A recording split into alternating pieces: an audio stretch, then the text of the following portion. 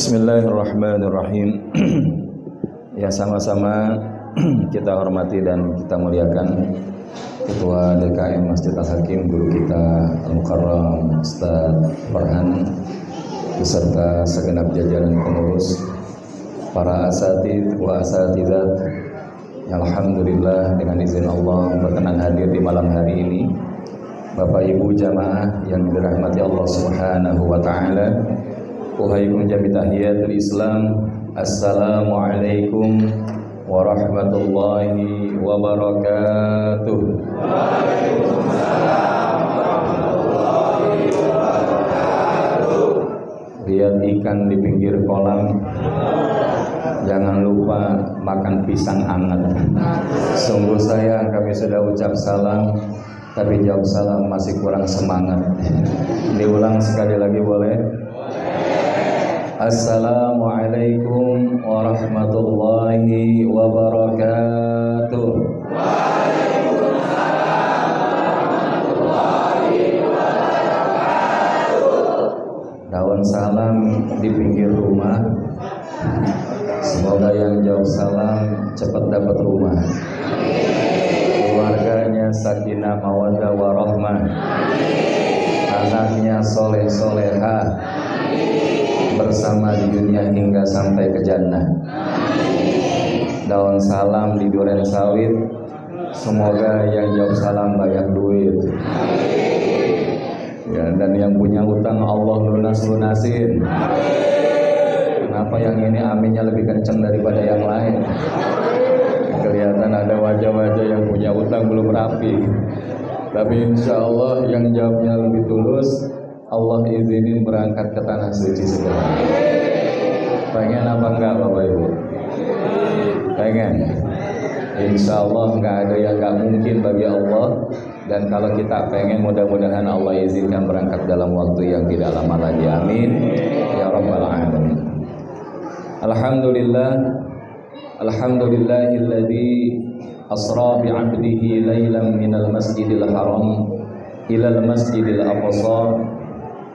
Ashhadu an la ilaha illallah wahdahu la syarika lah, al-malikul haqqul mubin, wa ashhadu anna sayyidana Muhammadan abduhu wa rasuluhu la nabiyya ba'dah, al-mab'utsu rahmatan lil alamin.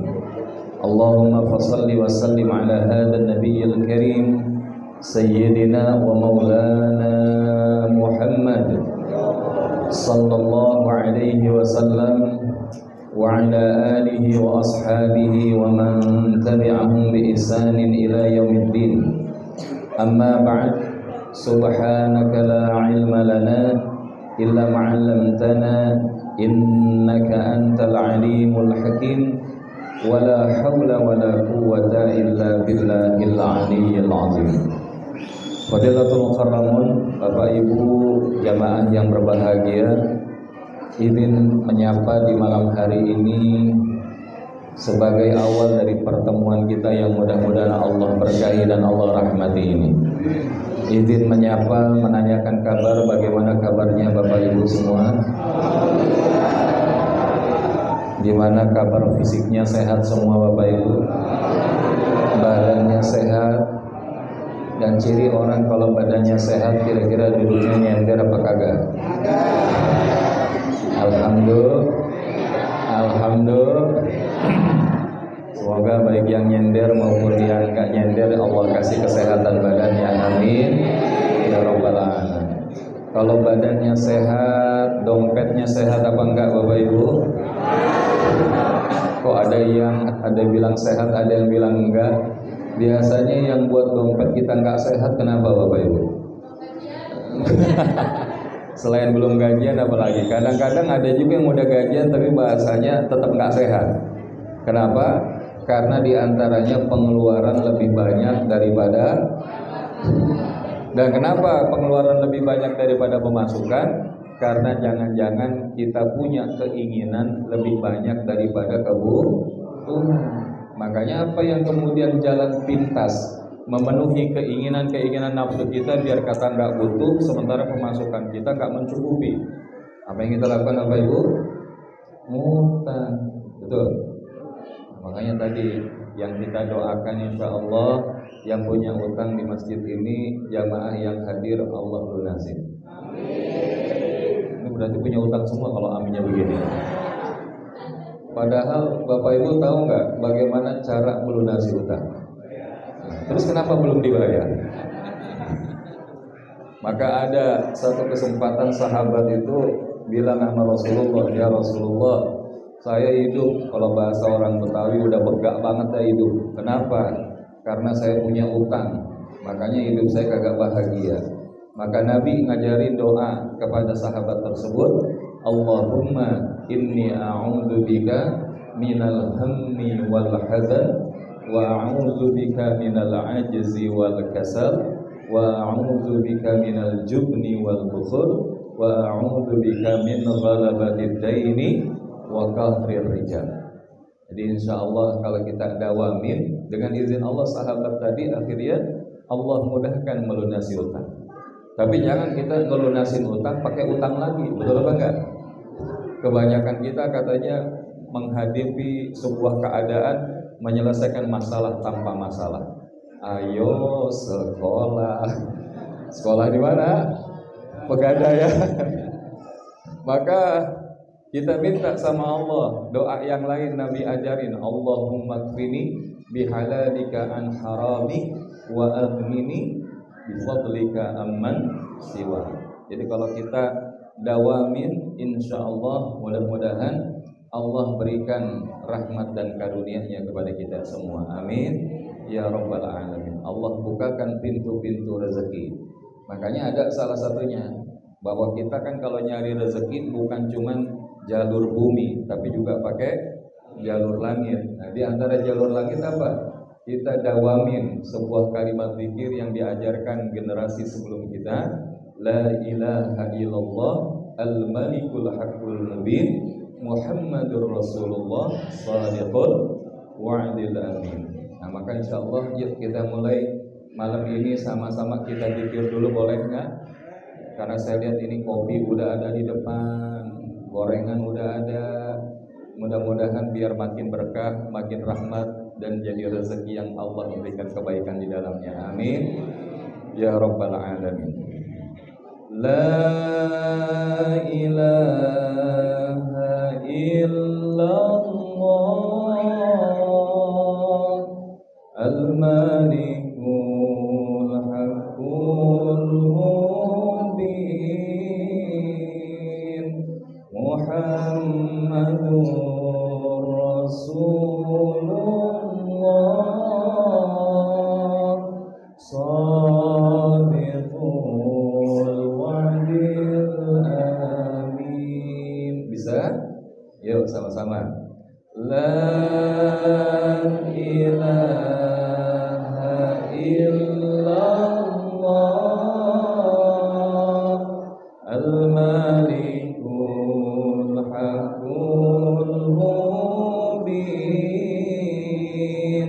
Muhammadur Rasulullah shadiqul wa'dil amin. Sekali lagi, la ilaha illallah al-malikul haqqul mubin Muhammadur Rasulullah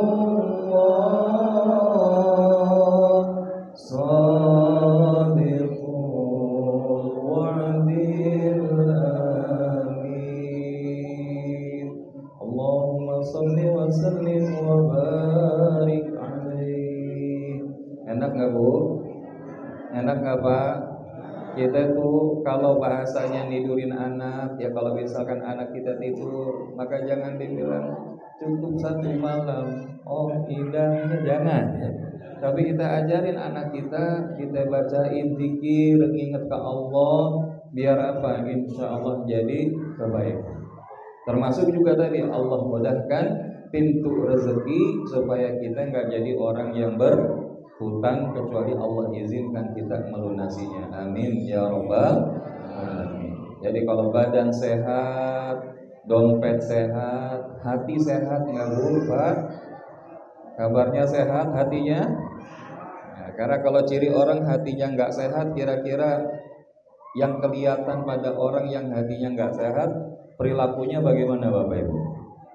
Kira-kira kelihatan tenang atau gampang marah? Emosian apa tenang-tenang aja?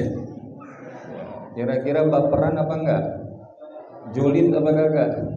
Ya, kecuali julid fisabilillah tadi. Tapi kita hari ini diantaranya, kalau kita lihat banyak diantara kita yang modelnya kayak begitu, betul apa enggak?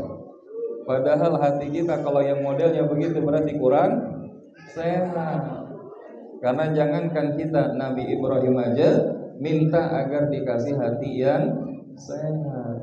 Bahkan dalam sebuah munajat yang dipanjatkan oleh Nabi Ibrahim, maka Nabi Ibrahim minta kepada Allah, A'udzu billahi minasy syaithanir rajim.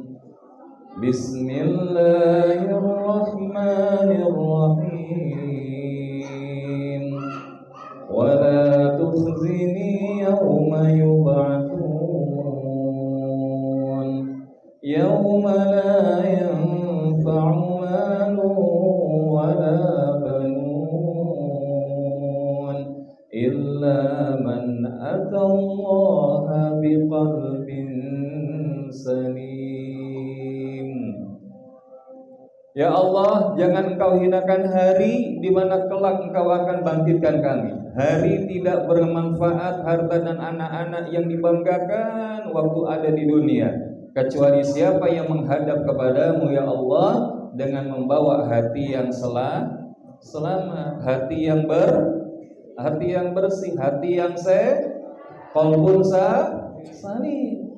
Makanya orang yang hatinya sehat, dia punya ciri salah satunya apa? Apapun yang ia lakukan ar-raja'i rahmatillah. Dia akan selalu sibuk berharap apapun yang ia lakukan semata-mata adalah di dalam rangka ingin mendapatkan rahmat Allah. Maka kalau hari ini saya tanya, Bapak Ibu nyampe ke masjid ini kira-kira paksaan apa pilihan? Paksaan apa pilihan? Tapi duduk di pojokan di belakang sambil bocah tolat tidur, kira-kira pilihan apa kebiasaan? Jangan dibiasain. Makanya Bang Endar ngingetin Ustaz, ini acara mulai dari Isya. Nah, kalau seingat saya kalau peringatannya biasanya paling cepat 8:30. Tapi alhamdulillah Allah izinin kita nyampe pas, ya enggak? Ya karena tadi ditanya ini kira-kira sampai jam berapa? Terserah Ustaz aja, kalau terserah sampai pagi. Ini kan kita belum masuk ke sini, pemulanya aja udah setengah jam. Alhamdulillah. Karena kalau kita, Bu, Pak, pengen hidup itu dikasih apa disayang sama Allah? Dikasih apa disayang? Kenapa pengennya disayang? Nah, karena belum tentu yang dikasih itu akan disayang. Tapi siapa yang disayang pasti kalaupun belum dikasih, karena paham apa kagak tuh? Karena Allah punya Ar-Rahman Ar-Rahim, yang Maha Pengasih dan Maha Penyayang. Artinya apa? Innallaha yu'tid dunya ila man yuhibbu aw la man yuhibbu. Kata Abdullah Ibnu Abbas radhiyallahu anhu, dikatakan sesungguhnya Allah memberikan dunia kepada siapapun yang Allah cintai ataupun orang yang tidak Allah cintai. Jadi perkara dunia siapa aja Allah kasih, tapi tidak dengan keimanan. Karena iman itu hanya akan Allah berikan kepada siapa yang Allah cintai. Makanya hari ini kita berharap kita bukan cuma dikasih sama Allah, tapi juga pengen disayang. Karena kalau orang disayang pasti kalaupun belum dikasih karena contohnya gini, ibu punya anak lagi sakit batuk pilek. Terus bu anak bilang gini, bu nanti kalau mampir ke pasar atau mampir ke minimarket, titip beli permen atau es krim. Pertanyaannya, kita mampu beli gak bu? Mampu beli gak? Cuman kita beliin apa kagak? Kenapa nggak dibeliin? Karena saya, apalagi Allah. Makanya kita jangan bilang, ya Allah, kenapa saya hidup bahasanya utang kagak lunas-lunas. Kok hidup saya kelihatannya miskin terus ya. Sampai bahkan mengeluh sama Allah pakai bahasa Inggris. Bahasanya gini, why me ya Allah, why me yang begini. Kalau Allah jawab, why not? Kira-kira bagaimana? Makanya hari ini kaitannya dengan bab keimanan inilah kita ingin mengambil menjadi titik sudut pandang kita di dalam memaknai Isra wal Mi'raj Nabi kita Muhammad sallallahu alaihi wasallam. Kenapa? Karena di dalam Quran surahnya Az-Zariyat ayatnya ke-55, insyaallah Allah udah bilangin, Allah udah firmankan kepada kita semua. Tapi saya nggak ragu kalau jamaah Al-Hakim ini kelihatan dari wajah-wajahnya, kelihatan wajah-wajah ahli Quran. Nah, karena apa? Nggak satu pun megang Quran. Insya Allah kalau disebut surat Az-Zariyat ayat 55, ayat 56, insya Allah udah hafal semua. Karena di situ Allah berfirman, Bismillahirrahmanirrahim. Wa dzakir fa inna dzikra tanfa'ul mu'minin. Dan tetaplah berikan peringatan, maka sesungguhnya peringatan itu hanya akan bermanfaat bagi orang-orang yang beriman. Jadi ini yang kita maksudkan. Makanya kenapa kita dalam satu kalender Hijriah itu kan ada 12 bulan. Sekarang kita lagi ada di bulan ke-8. Bulannya namanya bulan Sya'ban. Tapi kalau kita lihat di dalam 12 kalender bulan Hijriah tersebut, maka ada di bulan Muharram yang kita sebut peringatan tahun baru Islam, atau yang kita sebut dengan peringatan hijrahnya Nabi sallallahu alaihi wasallam. Walaupun Nabi hijrah bukan 1 Muharram, tapi 12 Rabiul Awal. Tahunnya yang dipakai dan kita pakai di awal tahun itu di dalam rangka mengingat peristiwa hijrahnya Nabi kita Muhammad sallallahu alaihi wasallam.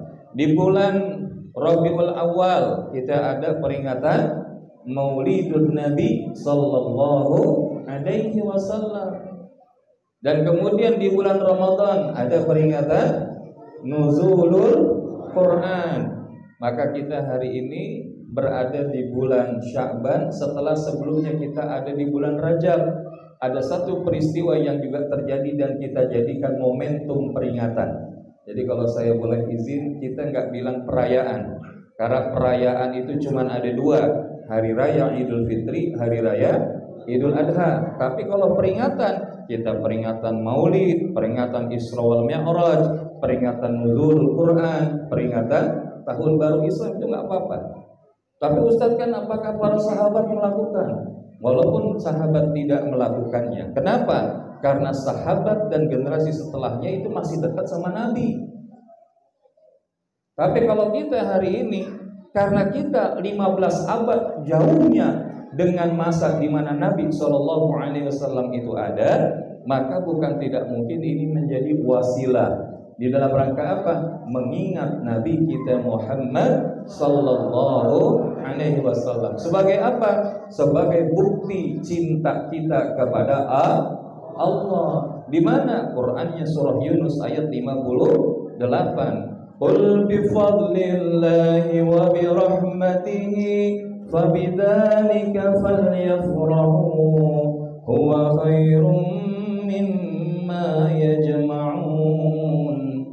Katakanlah, dengan kelebihan yang Allah berikan, rahmat yang Allah hadirkan, maka hendaknya kalian bergembira. Ini yang kita bilang, kita Isra Mi'raj gembira, Maulidan Nabi kita gembira, Nuzul Quran kita gembira, kita ada di tahun baru Islam gembira. Kenapa? Karena dengan hadirnya Nabi kita Muhammad sallallahu alaihi wasallam. Dan itu semua lebih baik daripada apa yang kita kumpul-kumpulin di dalam hidup, Bapak Ibu.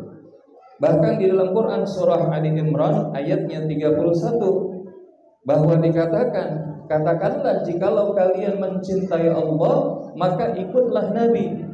Qul in kuntum tuhibbunallaha fattabi'uni yuhibbukumullah wa yaghfir lakum dhunubakum wallahu ghafurur rahim. Katakanlah jikalau kalian mencintai Allah, fattabi'uni, maka ikutlah aku. Siapa itu? Nabi kita Muhammad sallallahu alaihi wasallam. Apa yang akan kita dapat? Yang pertama, Allahnya bakal cinta kepada kita. Yang kedua, Allahnya ampunin dosa-dosa kita. Dan yang ketiga, Allahnya makin sayang sama kita. Pengen gak Bu disayang sama Allah? Pengen gak Pak pengen disayang sama Allah? Maka kalau kita disayang tadi pasti bakal dikasih. Makanya yang perlu kita maknai, begitupun dalam orang beriman, dikasih, ada kalanya dikasih nikmat, ada kalanya dikasih uji. Berupa apa? Bisa jadi musibah. Siapapun orang yang hidup pasti punya yang namanya masalah. Termasuk yang hadir hari ini. Kira-kira punya masalah nggak Bapak Ibu? Coba yang punya masalah angkat tangan bilang saya. Alhamdulillah. Yang nggak punya masalah angkat tangan bilang saya. Karena kalau ada berarti itu masalah paling besar dalam hidupnya. Karena orang hidup pasti punya masalah. Dari mana? Surahnya Al-Baqarah. Wala nabluwannakum bisyai'in minal khawfi wal ju' wa naqsim minal amwali wal anfusi wat thamarat wabasyiris sabirin. Dan kami pasti akan menguji, akan memberikan ujian kepada setiap manusia itu dengan sedikit rasa takut, kemudian kelaparan, kekurangan harta, kekurangan diri, kekurangan kesejahteraan, buah-buahan. Tapi Allah kasih kata kuncinya wabasyiris sabirin, dan berikan kabar gembira kepada orang-orang Kenapa? Karena orang sabar adalah akan dibersamai oleh Allah. Innallaha ma'as sabirin. Sesungguhnya Allah bersama orang-orang sabar. Cuman kalau kita boleh jujur, kita hidup udah sabar apa belum menghadapi masalah? Contohnya gini, kalau ada masalah, respon apa yang biasanya kita lakukan pertama kali? Kita pikirin apa kita zikirin, Bapak Ibu? Ini ada masalah, mana duluan yang kita lakukan? Pikirin apa zikirin? Nah, setelah dipikirin selesai apa enggak? Terus pikirin lagi apa kagak? Nah, dipikirin lagi, selesai enggak tuh masalah? Terus pikirin lagi enggak?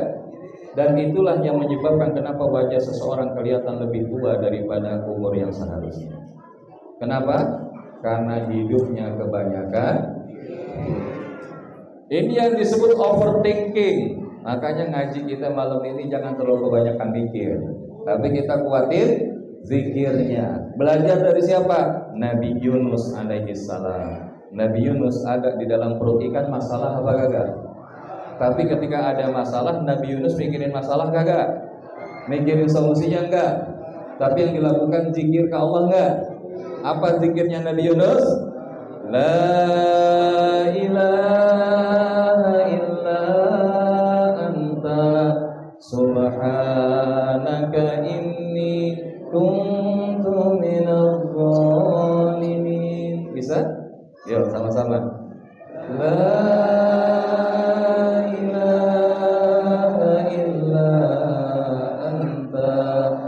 subhanaka inni kuntu minadh dhalimin. Sekali lagi. La ilaha illa anta subhanaka inni kuntu minadh dhalimin.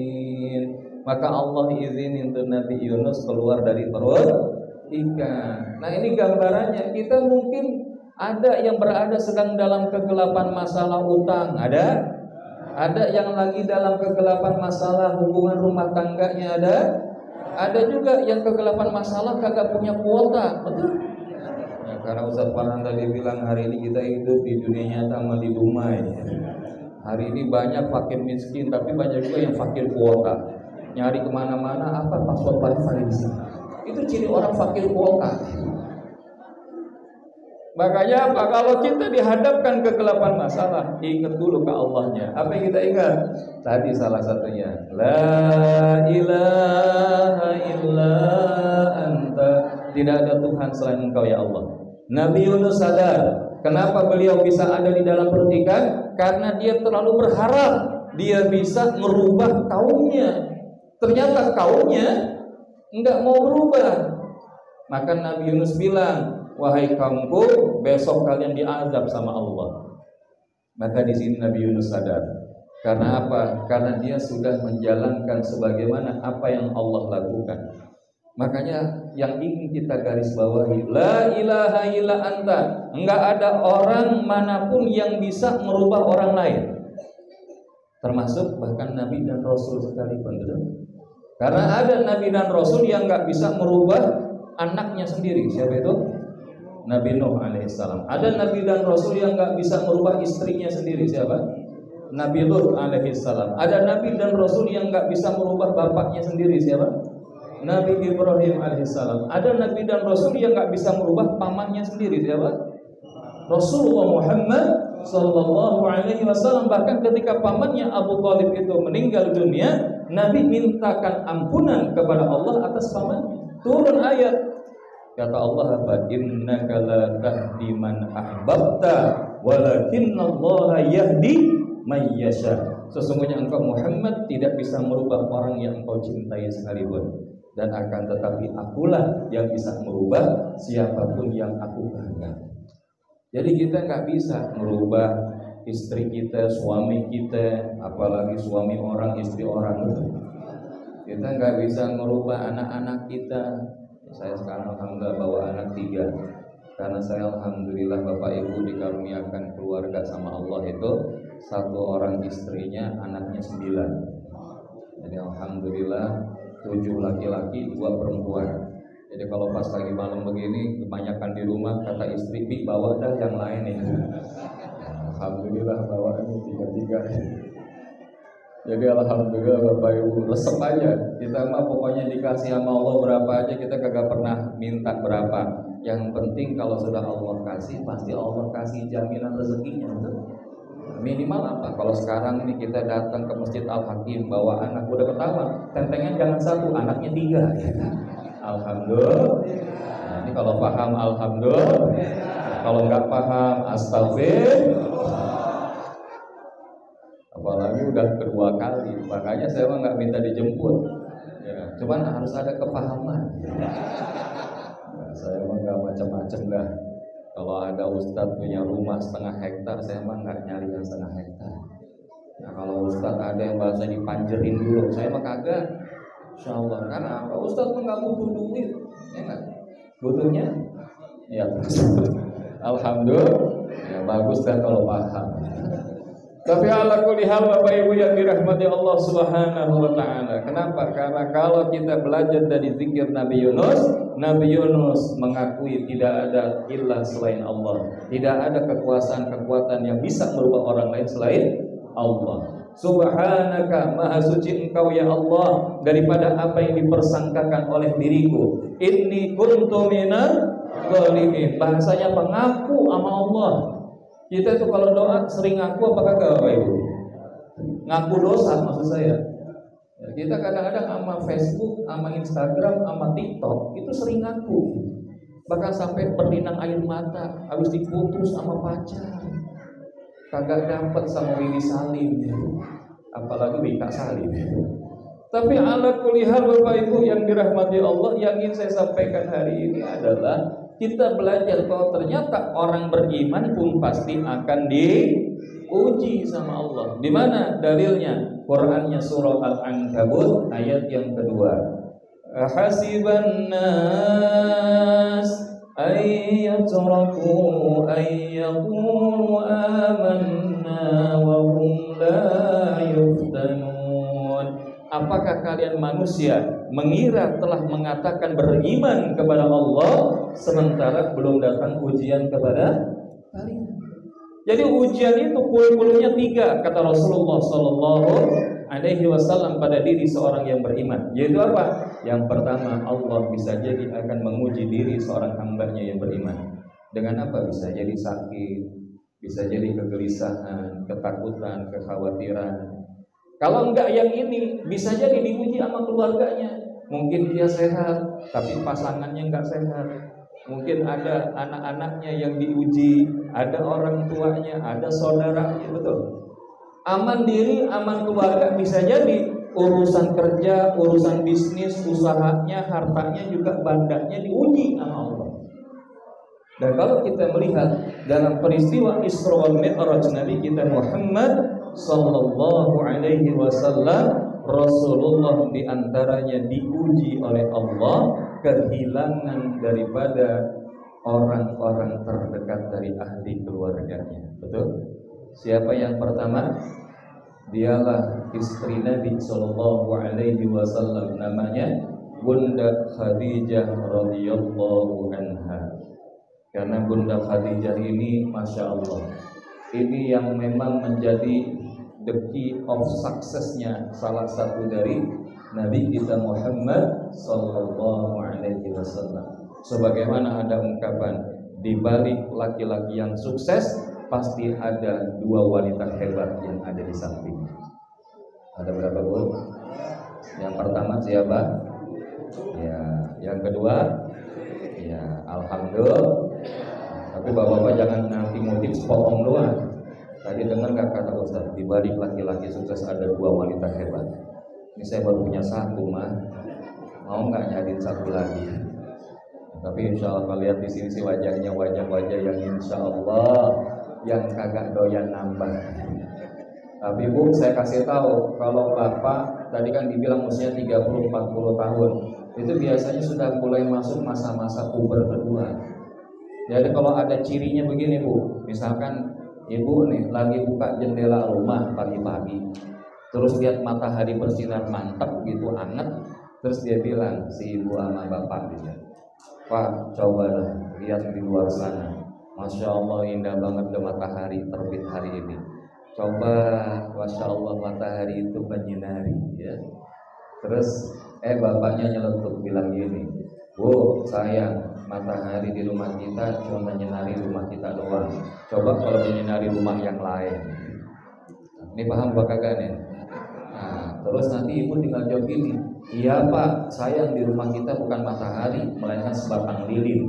Jangankan nyinarin yang lain, nyinarin diri sendiri aja meleleh. Insya Allah kagak jadi itu. Kenapa? Karena kalau orang bahasanya memang ada kemudahan bisa nambah, alhamdulillah.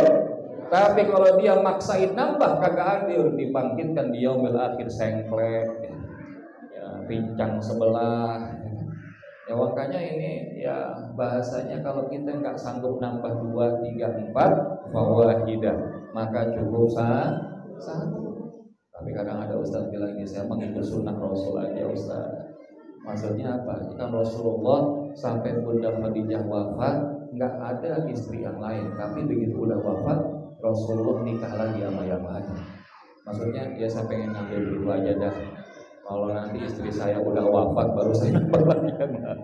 Tapi insya Allah kalau jamaah hakim kagak model begitu. Apalagi ada ibu-ibu di belakangnya, enggak Ustaz ya kan. Jangan jadi presiden pas pulang nanti. Tapi balik lagi kepada Rasulullah, itu Ummul Mukminin Bunda Khadijah, perjuangannya luar biasa. Bahkan sampai pernah ada satu fragmen, satu waktu Nabi ini sebelum Bunda Khadijah wafat, itu kan mohon maaf ya, badan Bunda Khadijah itu makin lama makin ringkih, makin kurus.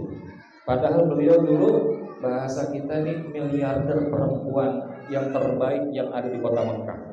Maka kalau namanya miliarder, perawatannya bagus apa kagak? Cakep. Tapi ternyata ketika mendekati akhir usianya, semua banda Khadijah radhiyallahu anha habis. Semua udah dikasih buat mensupport dakwah nabinya. mendakwah daripada suaminya Nabi kita Muhammad sallallahu alaihi wasallam. Sehingga pernah satu waktu Nabi lagi nyender di pahanya daripada Ummul Mukminin Bunda Khadijah. Tapi kemudian Nabi netes air mata.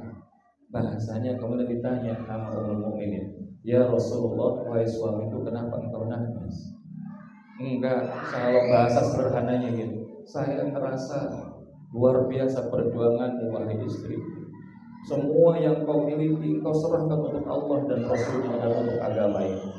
Dari badanmu yang sebelumnya begini sekarang seperti ini, maka saya merasa saya belum bisa memberikan apa-apa untukmu.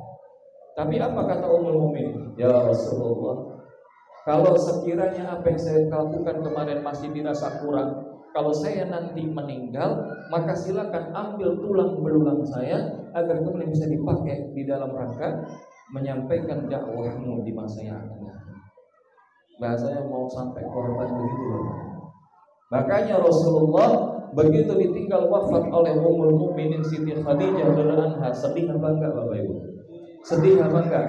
Sedih, bahkan banget apa enggak? Banget. Dan bahkan kesedihan itu enggak selesai di situ. Pamannya Nabi, siapa namanya? Abu Thalib, itu juga meninggal dunia. Tapi yang lebih membuat Nabi sedih bukan cuma sekedar pamannya itu meninggal dunia. Lantaran apa? Pamannya Nabi ini diantaranya yang melindungi Nabi di saat apa? Orang-orang kafir Quraisy, mereka ingin bahasanya menindas Nabi, ingin bahasanya melakukan keburukan dan kejahatan kepada Nabi. Salah satunya perlindungan yang dilakukan Abu Thalib yang juga merupakan pejabat di kalangan bangsa Quraisy itu, maka itu yang menjadi di antara kekuatan Nabi.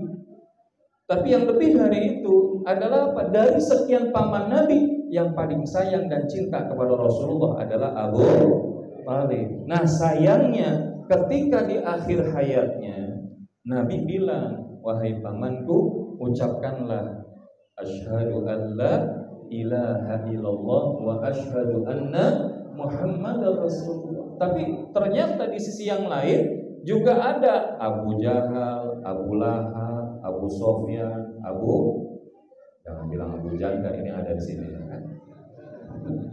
Tapi intinya Abu yang semua itu tadi adalah mereka, bahasanya apa? Para pemuka kaum kafir Quraisy. Mereka bilang sama Abu Thalib, bilang begini, "Wahai Abu Thalib, janganlah engkau mati kecuali di dalam agama nenek moyang." Makanya itulah yang membuat apa? Membuat Nabi sedih, karena ketika pamannya itu meninggal dunia belum bersyahadat di sisi Nabi sallallahu alaihi wasallam. Maka di sisi inilah Nabi merasa kehilangan. Ya tadi, kalau bahasanya kesuksesan seorang laki-laki ada dua wanita hebat, dan juga dibalik kehancuran laki-laki karena ada selingkuhannya yang lain. Makanya jangan kita cari macam-macam urusan kayak begini. Dan Nabi itu nggak pernah nyontohin yang nggak baik, nyontohinnya baik semua. Maka begitu pun ketika apa? Ketika kemudian dalam kondisi tekanan-tekanan kaum kafir Quraisy itu makin hebat di kota Mekah, maka Nabi meluaskan dakwahnya sampai ke daerah Taif. Tapi sampai di daerah Taif, apakah dakwah Nabi diterima Bapak Ibu? Enggak. Dalam keadaan seperti itu bahkan Nabi dilempari, diusir, bahkan bahasanya dikata-katai. Tapi apakah Nabi marah Bapak Ibu? Enggak. Bahkan ketika datang malaikat Jibril dan penjaga bukit Taif menawarkan kalau bagaimana bukit Taif ini ditenggelamkan kepada mereka yang berbuat jahat sama Rasul. Kalau model kita disakitin orang dapat backingan kayak begitu, kita jawabnya bagaimana? Kelihatan amat ganasnya ini. Nabi model begitu apa kagak? Kagak.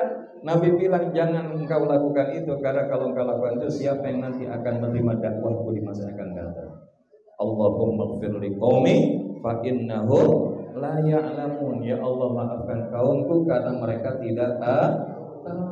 Maka dalam keadaan sedih berlapis-lapis itulah yang disebut tahunnya Amul Huzni, sekitar tahun ke-12 atau 13 kenabian Rasulullah sallallahu alaihi wasallam di kota Mekah. Maka pada malam 27 Rajab Allah utus malaikat Jibril, malaikat Mikail, malaikat Israfil. Untuk apa? Mencuci dada Nabi kita Muhammad sallallahu alaihi wasallam. Untuk kemana? Mau diperjalankan dalam peristiwa Isra wal Mi'raj. Maka inilah pelajaran pertama, bahwa apa? Isra wal Mi'raj adalah al-imtihanil iman, adalah ujian keimanan. Dan ujian keimanan itu terjadi. Kita hidup juga, suka atau tidak, pasti bakal diuji. Tapi yang menarik, Allah Subhanahu wa ta'ala enggak pengen kekasihnya itu sedih berlama-lama. Makanya kita hidup juga kalau punya kesedihan, jangan biasakan untuk berlama-lama. Bahkan sampai kita jadi orang modelnya gagal move on dalam hidup. Iya. Kenapa? Karena terlalu bersedih. Itu ada rumusnya. Gimana hidup kita jangan bersedih? Rumusnya adalah ABC. Apa? Pinter banget. Apa A-nya? Ya kan belum dikasih tahu Ustaz. A-nya apa? Akui. Akui kalau kita sedih. Tapi ngakunya sama siapa? Sama Allah. Jangan sama dunia maya. Jangan sama TikTok, jangan sama media sosial. Wa'iyadzubillah. Hari ini banyak orang mengalami kesedihan saking stresnya. Dia mau melakukan apa aja biar dapat gift. Biar kata mandi lumpur dijalani. Bahkan mandi lumpur dilakuin. Wa'iyadzubillah. Ini udah gak punya adab, ya kan? Kenapa? Karena yang dikejar cuma urusan materi. Dan kalau kita sibuk mencari pengakuan dari makhluk, kata Imam Syafi'i rahimahullah, maka itu adalah pencarian pengakuan yang gak akan pernah tercapai. Kalau kita bahasa pengen cari pengakuan ridho dari makhluk kepada kita, maka itu adalah pencarian yang gak akan pernah tercapai. Karena apa? Hidup kita kalau bersandarnya sama makhluk, mohon maaf, banyakkan bahagia apa kecewa Bapak Ibu. Bersandar kepada manusia lain, banyakkan bahagia apa kecewa. Ini ternyata hijau pengalaman. Pernah dikecewakan? Tahun 2004 pernah dikecewakan? 2019 pernah dikecewakan? 2023 dikecewakan? Jangan sampai Bapak Ibu ya. Insya Allah. Kenapa? Karena kita yakin bahwa apapun yang terjadi dalam episode seorang orang yang beriman itu pasti kebaikan yang sedang Allah hadirkan. Wa 'asa an takrahu syai'an wa huwa khairul lakum wa 'asa an tuhibbu syai'an wa huwa syarrul lakum. Dan ada yang menurut kalian enggak baik, padahal menurut Allah itu yang terbaik. Ada yang menurut kalian baik, belum tentu itu baik menurut Allah. Udah, kita ngaku aja sama Allah kalau kita lagi sedih. Baru yang kedua, B-nya apa? Beri waktu. Waktu itu adalah obat mujarab. Makanya kalau kita sedih, jangan banyak kurung diri di kamar. Berangkat ke masjid, betul? Ikut pengajian, insya Allah. Lihat ustadznya semangat, ke bawah semangat, betul kan? Biar kata ustadznya belum dikasih kelihatannya apa. Tapi alhamdulillah, ya tenang aja, insya Allah. Yang penting kan tadi saya udah bilang, saya bareng 3 anak ya kan. Jadi tolong diri. Tapi alhamdulillah Bapak Ibu, beri waktu. Biarkan waktu itu akan menjadi obat penawar dari kesedihan kita. Dan yang ketiga adalah huruf C. C-nya apa? Curhat. Curhatnya cuma sama Allah, bukan hanya ngaku, curhat. Kalau ngaku itu kita ngakuin yang buat sedihnya apa, tapi kalau curhat itu apa yang kita minta ke Allah. Dan ini yang dilakukan oleh Nabi kita Muhammad sallallahu alaihi wasallam ketika ditinggal wafat, berada di dalam tahun kesedihan, maka Rasulullah hanya kembali kepada Allah. Maka singkatnya barulah di sini bahwa hikmah Isra Mi'raj yang kedua adalah bagaimana melalui daripada Isra wal Mi'raj adalah menjadi momentum penguatan keimanan, atau bahkan menjadi tambahan keimanan, ziyadatul iman. Kenapa? Karena Nabi SAW diperjalankan oleh Allah dari minal masjidil haram ilal masjidil aqsa, dan kemudian dari situ kemudian dimi'rajkan menuju sidratil muntaha. Nah, ini adalah yang kita sebut sebagai tarbiyatul iman, pembinaan keimanan dari sisi Nabi kita Muhammad sallallahu alaihi wasallam. Apa sih yang bisa kita lihat dalam peristiwa Isra Mi'raj itu melalui pembinaan pendidikan keimanan? Maka di dalamnya ada 3 subpoin. Apa itu? Yang pertama, bahwa di dalam peristiwa Isra Mi'raj mengajarkan hidup kita menghamba itu hanya kepada Allah, total bergantungnya hanya kepada Allah. Dari mana kita dapetin? Ayat pertama surat Al-Isra. Bismillahirrahmanirrahim. Subhanalladzi asra bi'abdihi laylan minal masjidil haram ilal masjidil aqsa. Maha suci Allah yang telah memperjalankan siapa? Nabi kita Muhammad sallallahu alaihi wasallam. Tapi pertanyaannya, Allah menggunakan pilihan kata Subhanalladzi asra bi nabiyhi. Pakai nabiyhi enggak? Bi rasulihi. Pakai rasulihi enggak? Tapi yang dipakai apa? Bi abdihi. Maksudnya apa? Yang telah memperjalankan hambanya. Dan ini pesan tersiratnya apa? Bahwa salah satu yang menjadikan kebaikan dalam peristiwa Isra Mi'raj, bahwa Nabi menghamba hanya kepada Allah. Nabi hanya bergantung kepada Allah. Maka begitupun kalau hidup kita menghambanya hanya kepada Allah, bergantungnya hanya kepada Allah, maka hidupnya akan diperjalankan di dunia, bahkan kelak diperjalankan hingga ke surga. Betul apa enggak? Tahu dari mana? Akhir surat Al-Fajr. Sering kita dengar ayat ini dibaca kalau pas takziah. Karena tidak ada kalimat yang paling kita dambakan di akhir kehidupan kita selain dipanggil sama Allah. Apa dipanggilnya? Ya ayyatuhan nafsul mutmainnah irji'i ila rabbiki radiyatan mardiyah fadkhuli fi ibadi wadkhuli jannati. Wahai yang berjiwa tenang, keluarlah kalian dalam keadaan ridho dan aku ridhoi, maka masuklah ke dalam golongan hambaku dan masuklah ke dalam surga. Maka kalau kita hari ini Bapak Ibu yang dirahmati Allah, yang diajak masuk surga sama Allah siapa? Hamba. Maka orang kalau menghambanya hanya kepada Allah, cirinya apa? Maka kita belajar bahwa orang kalau dia menghamba kepada Allah, dia akan meletakkan P3K-nya itu hanya kepada Allah. Apa Bapak Ibu? P3K. Apa itu P3K? Pertolongan pertama pada kecelakaan, bukan. Tapi apa?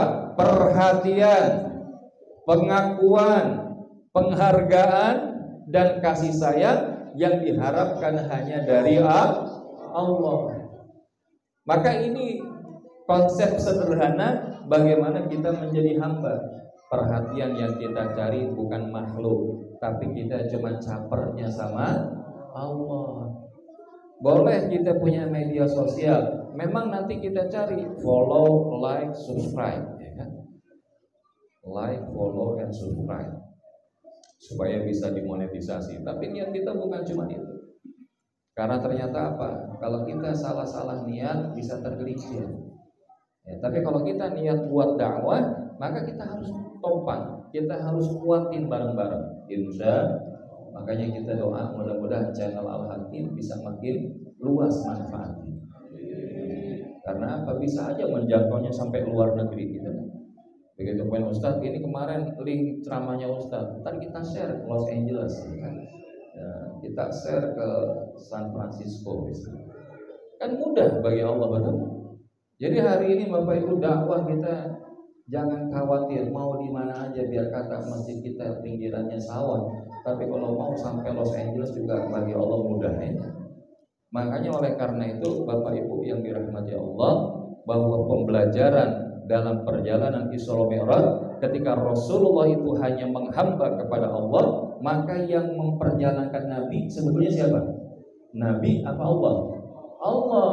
Karena apa? Allah memperjalankan dari Masjidil Haram ilal Masjidil Aqsa ila Sidratil Muntaha. Maka subpoin yang kedua adalah apa? Bahwa di sini ada isyarat tentang pentingnya masjid di dalam kehidupan umat Islam. Kalau hari ini kita jauh dari masjid, maka siapa yang bakal ngeramein masjid kita, betul?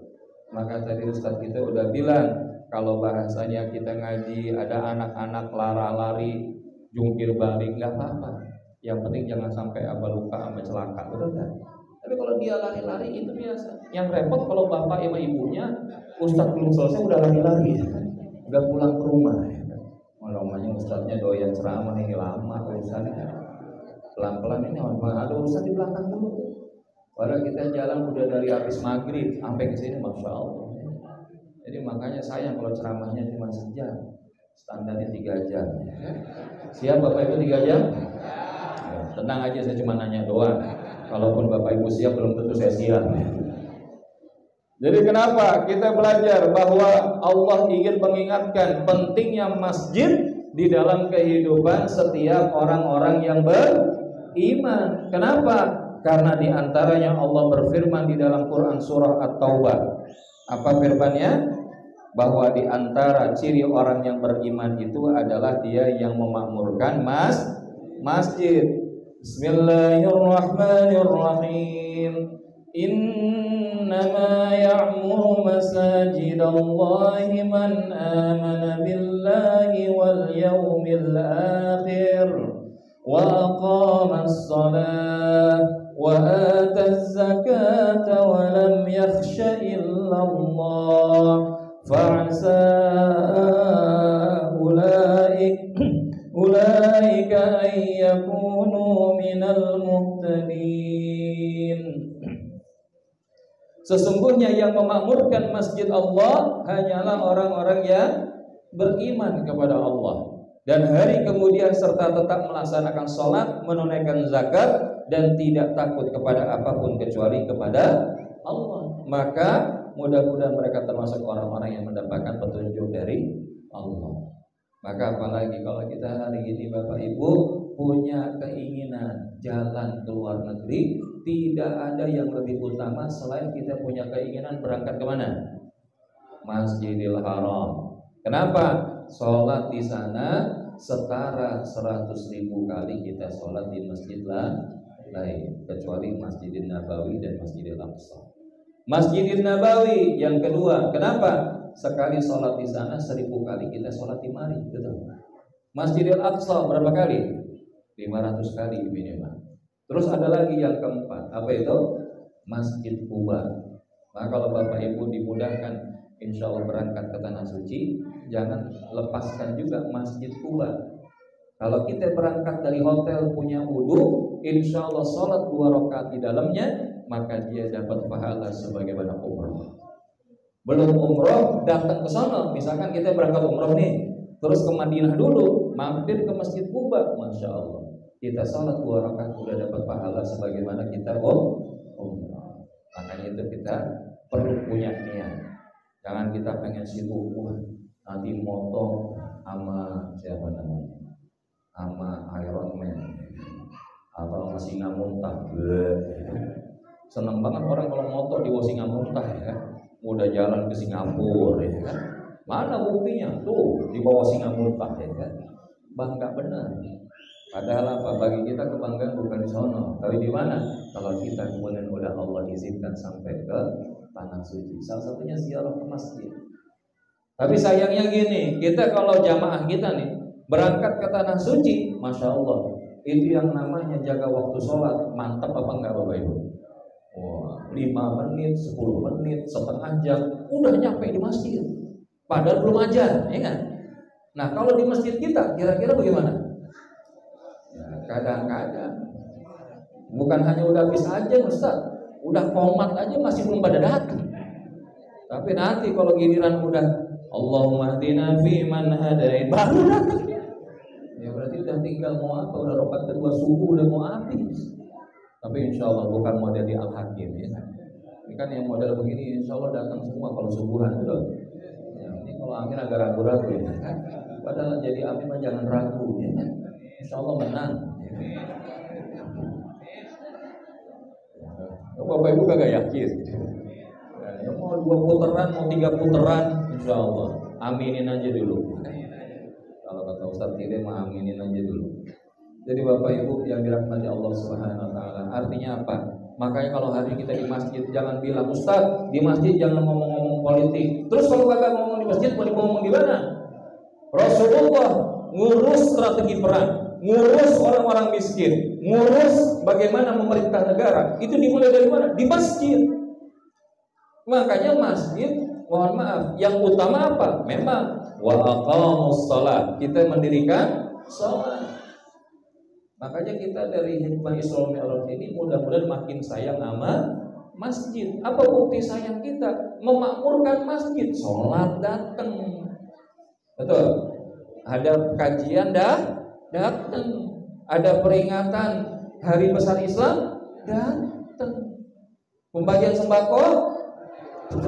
Oh, usah ditanya itu Ustaz. Tapi intinya biar masjid itu one stop solution for every problem. Paham apa kagak ini? Saya itu wajah-wajahnya udah bisa bahasa asing. Kalau ngerti tinggal jawab yes, nggak ngerti, nah itu udah bisa ya. Yes sama no aja udah bisa. Bapak Ibu yang dirahmati Allah Subhanahu wa taala, dan yang ketiga adalah kita belajar dari Isra Mi'raj itu percaya dengan kehidupan akhir. Alladzina yu'minuna bil ghaib, yaitu orang-orang yang beriman dia percaya kepada perkara ghaib. Termasuk apa? Isra Mi'raj ghaib apa kagak? Coba kita percaya apa enggak? Apa yang kita percaya? Nabi jalan dari Masjidil Haram ilal Masjidil Aqsa naik buruk. Pertanyaannya kita pernah lihat buruk? Tapi kita percaya enggak? Tapi jangan kita kayak bahasa gini, buruk adalah model kayak kuda, punya sayap, mukanya kayak perempuan. Bukan kayak begitu. Ngelihatnya jangan begitu. Karena apa? Karena itu hak prerogatifnya Allah. Tapi yang kita tahu buruk itu sekali melesat, maka itu sejauh mata memandang dalam hitungan nggak sampai detik udah nyampe. Makanya perjalanan Nabi dari Masjidil Haram ke Masjidil Aqsa, kalau pada masa itu sebulan perjalanan. Tapi itu dilakukan cuma dalam waktu sekejap. Sampai di Masjidil Aqsa, kemudian apa? Nabi udah ditunggu oleh para nabi dan rasul. Untuk apa? Rasulullah mengimami sholat. Bahwa Nabi kita dideklarasikan, diinaugurasi menjadi apa? Sultanul Anbiya wal Mursalin, pemimpin dari para nabi dan para rasul. Baru Rasulullah kemudian di-mi'rajkan oleh Allah. Lewat langit pertama ketemu Nabi Adam, langit kedua ketemu Nabi Yahya wa Isa alaihi salam, langit ketiga ketemu Nabi Yusuf alaihi salam, langit keempat ketemu Nabi Idris alaihi salam, langit kelima ketemu Nabi Harun alaihi salam, langit keenam ketemu Nabi Musa alaihissalam, langit ketujuh ketemu Nabi Ibrahim alaihissalam, dan Nabi Ibrahim nyender di belakangnya Baitul Ma'mur, tempat para malaikat tawaf kalau bahasa kita mah. Tapi yang menarik di situ juga ada telaga Kautsarnya Nabi kita Muhammad sallallahu alaihi wasallam. Baru kemudian dari situ Jibril aja bilang gini, ya Rasulullah saya cuma sampai mari doang dah. Karena yang bisa nyampe ke atas itu hanya orang-orang yang Allah pilih. Dan kemudian Allah pun mengangkat Nabi kita menuju Sidratil Muntaha, bertemu langsung dengan Allah. Dan ketika itu Nabi apa? Nabi kemudian mengucapkan salam kepada Allah. Gimana salamnya? At-tahiyatul mubarakatus tayyibatu. Dijawab nggak sama Allah? Gimana dijawabnya? Assalamu alayka ayyuhan nabiyyu wa rahmatullahi. Nah, Nabi jawabnya apa lagi? Karena dilihat juga ada makhluk-makhluk Allah mulia lainnya di sekeliling daripada pertemuan Rasulullah dengan Allah tersebut. Assalamu alayna wa ala ibadillahis salihin. Maka mereka jawab apa? Asyhadu an la ilaha illallah wa asyhadu anna Muhammadar Rasulullah. Maka setelah itu Rasulullah diperlihatkan surga sama neraka.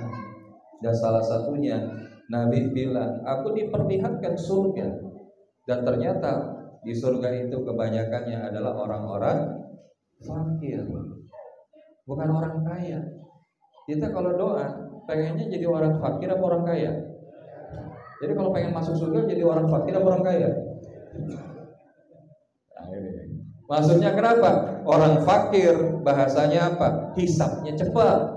Orang kaya boleh asalkan dia siap dihisab, gitu kan? Saya nggak tahu kalau yang punya rumah hampir setengah hektar itu hisabnya bagaimana. Tapi yang ada kulihal yaitu pilihan namanya dalam hidup. Sahabat Nabi juga ada yang kaya, bahkan bukan lagi crazy rich, ya, amazing rich. Itu ada salah satu sahabat Nabi yang kemudian bahasanya kalau dengan izin Allah ngangkat batu di bawahnya emas. Dan ini mudah bagi Allah untuk memberikannya. Makanya kita belajar dari Nabi kita Muhammad sallallahu alaihi wasallam. Tapi begitu Nabi melihat neraka, ternyata kebanyakan isi neraka adalah siapa, Pak? Siapa, Bu? Bu. Ya. Yang di neraka kata Nabi paling banyak siapa? Siapa? Alhamdulillah. Bagus kalau sadar. Maka ketika itu ditanya, ya Rasulullah, kenapa kebanyakan perempuan? Karena dia waktu di dunia kufur. Kufur sama Allah bukan, tapi kufur sama suami. Dikasih banyak, kayak dikasih dikit. Dikasih dikit kayak nggak pernah dikasih, betul nggak kan? Tapi di sini ada model kayak begitu, ada model begitu, yang modelnya ada uang, kagak ada uang. Nah ini jangan ya Bu. Emang saya tahu bener dah, ibu-ibu tuh bilang, Ustaz, saya paling kagak suka kalau laki-laki itu bahasanya apa? Punya otak kosong, dompet kosong, tangan kosong ya. Tapi laki-laki juga nggak suka kalau perempuan itu hobinya ngemol, ngemil, ngomel. Jadi kudu paham. Ya. Makanya pernah ditanya sama Nabi ya Rasulullah, siapakah laki-laki terbaik itu? Khairukum li ahli wa ana khairukum li ahli. Sebaik-baik kalian adalah yang paling baik terhadap ahli keluarganya, dan aku adalah yang paling baik terhadap keluargaku. Tapi kemudian ketika ditanya siapa ya Rasulullah wanita yang paling baik, maka disebutkan wanita yang paling baik bukan yang paling banyak sholatnya, mohon maaf, bukan yang paling banyak sedekahnya, mohon maaf, bukan yang paling sering ngajinya tiap hari, apalagi ganti-ganti seragam tiap hari. Alhamdulillah, ya gak apa-apa, ganti juga bagus ya kan. Tapi ternyata kata Nabi apa? Yang kalau dilihat oleh suaminya menyenangkan hati suaminya. Nah, ini Ustaz tahu aja suara hati saya. Pak, mohon maaf saya bilang begini, kenapa? Karena ternyata di antara kemuliaan seorang wanita adalah ketika dia bisa menjadi penentram hati bagi suaminya. Dan itu terpantulkan sholatnya, sedekahnya, ngajinya pada apa? kebaikan wajah yang dihadirkan di hadapan suami. Karena apa? Ketika suami merasa tentram melihat istrinya, maka dia akan memadamkan pesona 100.000 wanita lain di luar sana. Dalam banget ini. Bu, kenapa suami, mohon maaf, itu suka scroll di media sosial lihat-lihat yang begitu? Karena jangan-jangan kita juga kalau ngasih pelayanan sama suami kagak optimal. Betul nggak? Sekarang saya tanya, Bu,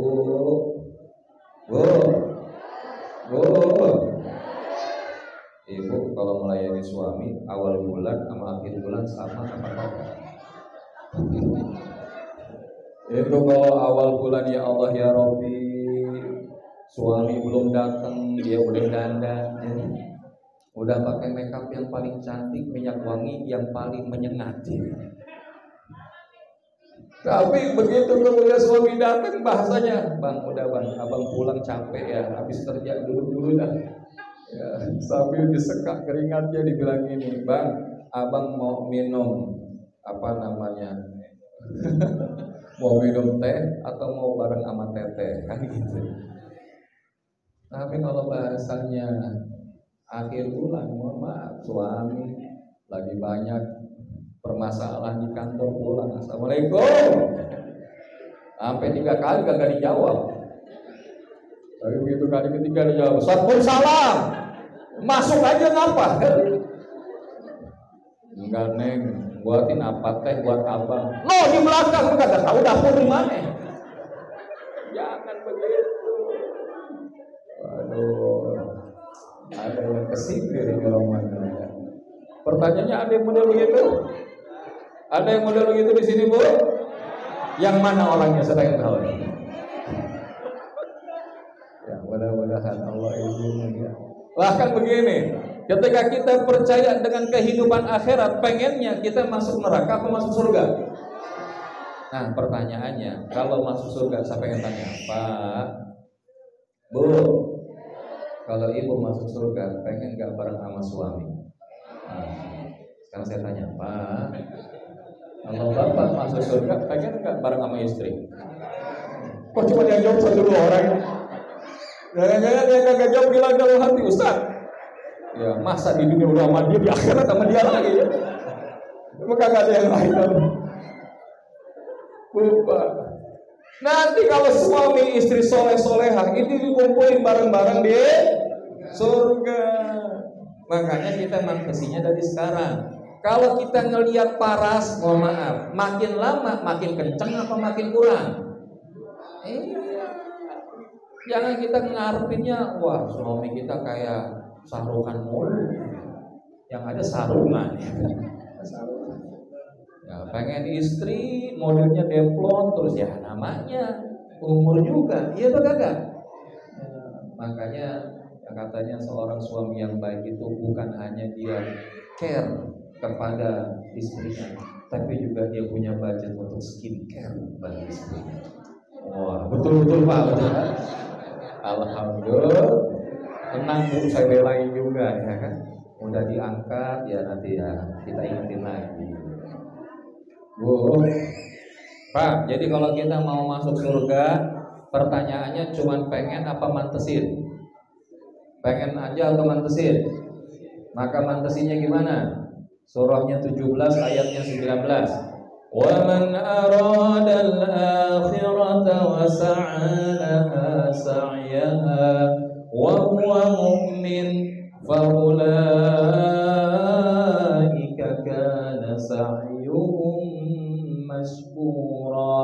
Dan barang siapa yang menginginkan kehidupan akhirat, maka dia akan berusaha ke arah itu dengan sungguh-sungguh, dan mereka adalah orang yang mendapatkan balasan kesyukuran dari Allah Subhanahu wa ta'ala. Maka sebagai penutup, maka bagaimana agar kita bisa bukan hanya saja imtihanil iman, bukan hanya saja tarbiyatul iman, tapi pembentukan keimanan, takwinul iman. Maka dalam kaitan kehidupan akhirat, dari semangat kita bahasanya melalui refleksi Isra Mi'raj adalah bagaimana kita menguatkan keimanan kita dimulai dari sholat. Sholat kita inilah yang akan berbanding lurus dengan apa yang menjadi kebaikan dalam hidup kita.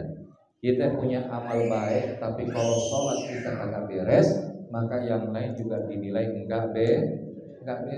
Awwalu ma yuhasabu bihi yaumal qiyamah as-shalah. Yang pertama kali akan dinilai dihisab oleh Allah di hari kiamat adalah sholat. Maka sholat ini yang menjadi tiang agama. Bahkan disebutkan as-sholatu mi'rajul mu'min. Sholat itu mi'rajnya orang-orang yang beriman. Cuman pertanyaannya, kira-kira hari ini sholat kita udah khusyuk apa belum, Bapak Ibu? Karena sholat yang terbaik kalau sholat itu khusyuk. Apa ukuran khusyuk? Yang paling sederhana adalah diingatkan oleh Imam Al-Ghazali, hudurul qalb. Apa Bapak Ibu? Hudurul qalb, hadirnya hati pada saat kita melaksanakan sholat. Cuman kalau kita sholat hari ini, mohon maaf, bentar lagi Ramadan. Kita kalau Ramadan pengen kalau imam taraweh baca pada sholatnya itu panjang apa pendek? Panjang apa pendek? Emang boleh? Allahu Akbar, pendek. Panjang juga gak boleh. Kenapa? Kalau kita sholat di Masjidil Haram, Masjidil Nabawi, Masya Allah, gampang meleleh air mata biar kata panjang. Ya. Tapi kalau kita sholat di masjid kita atau mungkin di sekitaran, meleleh air mata, kenapa? Makanya insya Allah target kita Ramadan besok, hikmah Isra Mi'raj hari ini kita bawa ngerapiin sholat kita. Salah satunya apa? Sholat kita lebih hadir rasa di situ. Karena apa? Kalau sholat kita hadir rasa, tersambung khusyuk kita kepada Allah, maka sholat ini akan berbanding lurus dengan nilai kebaikan hidup kita. Dari mana? Inna sholata tanha 'anil fahsya'i wal munkar. Kiat praktisnya gimana Ustaz? Salah satunya tafahum li ma'nal karim. Dia paham apa yang dia baca pada waktu sholat. Sekarang saya pengen tanya, di dalam sholat kita ada satu aktivitas rukun sholat yang kalau kita melakukan itu kita banyak baca doa. Pada saat kapan tuh? Pada saat kapan?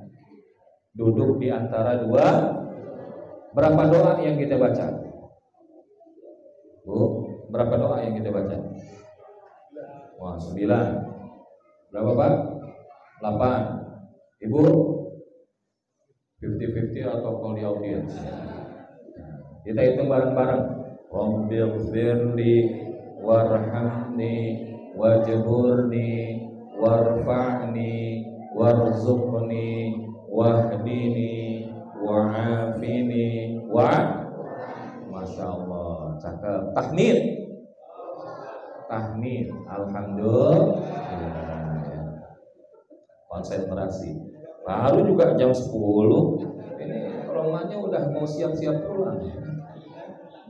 Padahal tadi kata Ustaz kalau bisa jangan sampai jam 10 ya. Susah juga ini mau berhenti. Tapi saya pengen ngajakin satu lagi ini terakhir. Yuk, berarti kan udah berapa tuh? 8 ya. Sekarang coba terjemahin. Rabbighfirli artinya apa? Ampuni hamba ya Allah, cakap. Warhamni apa artinya? Sayangi hamba ya Allah. Wajburni apa artinya? Nah, Bu, apa Bu? Bapak-bapak diam. Bu, apa Bu? Hah? Bu, belah sini, belah situ ada jawaban tadi. Belah sini. Saya pengen nanya, yang kagak jawab emang bahasanya nggak mau jawab apa kagak tahu? Emang nggak mau jawab apa kagak tahu? Oh, alhamdulillah jujur. Pertanyaannya, sholatnya udah berapa lama? Kemarin apa baru hari ini sholatnya? Bu, Pak, saya pengen tanya, berapa lama kita udah sholat? Udah 10 tahun ada nggak? 20 tahun ada nggak? 30 tahun ada nggak? Terus kita nggak gelisah, Kita baca yang kita baca di sholat kita kagak paham, kita kagak gelisah.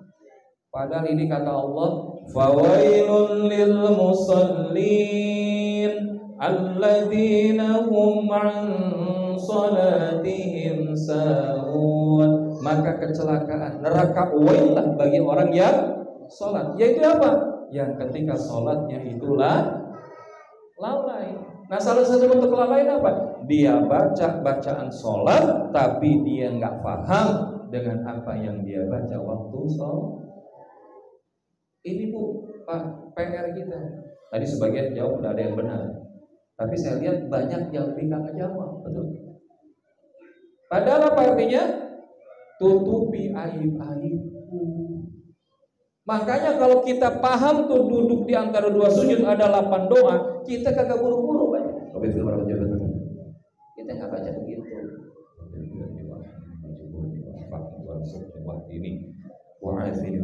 Itu dalam hatinya itu masya Allah. Karena kita lagi apa? Kita lagi bermunajat mesra, berdialog penuh cinta kepada Allah.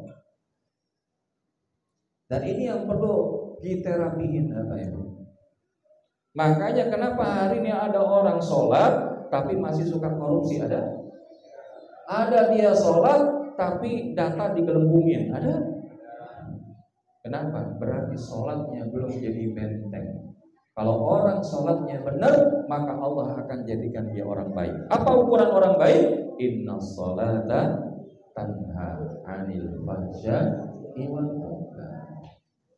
Sholatnya akan mencegah dia dari perbuatan keji dan munkar. Kalau kita hari ini alhamdulillah sholat, tapi ternyata masih nggak mencegah kita berbuat yang tidak baik dan melanggar aturan Allah, berarti sholat kita masih belum Maka melalui semangat Isra wa Mi'raj Nabi kita Muhammad sallallahu alaihi wasallam, yuk kita perbaiki sholat kita. Hadirkan khusyuk wal khudu'. Hadirkan salat yang hadurul qalb, tafahum li ma'nal kalim, ta'zimu lillah, al-haiba, ar-raja, dan kemudian memiliki al-haya, rasa malu. Kalau kita salatnya makin nambah umur, enggak makin nambah baik. Termasuk kita besok mau Ramadan, yang perlu kita beresin salat kita dulu. Baru nanti yang lain-lain insya Allah mengikuti. Puasa kita, bacaan Quran kita, zakat, infak, sedekah kita, insya Allah itu akan mengikuti. Makanya satu doa sebagai penutup, kita berharap bukan hanya kita yang jadi ahli sholat, tapi juga ahli keluarga kita, anak-anak kita min ahli sholat. Ustaz, saya udah ngarahin anak saya tapi kok susah sholat. Maka baca doa bareng-bareng. Rabbi ja'alni muqimas sholati wa min dzurriyyati rabbana wa taqabbal du'a. Mudah-mudahan inilah yang kemudian dibawa pulang oleh Nabi sallallahu alaihi wasallam. Isra Mi'rajnya udah rapi, namun perintah salatnya ditinggalkan sampai hari ini. Semoga kita bisa melestarikan sholat kita sebagai spiritualitas keimanan kita yang semakin hari semakin baik dan pada akhirnya mendapatkan ridho, kasih sayang dan cintanya Allah Subhanahu wa ta'ala. Mudah-mudahan yang disampaikan ini ada manfaatnya. Saya kembalikan lagi kepada pembawa acara. Hadanallahu wa iyyakum ajma'in. Walafu minkum wabillahi taufiq wal hidayah. Wassalamu alaikum warahmatullahi wabarakatuh. Waalaikumsalam warahmatullahi wabarakatuh.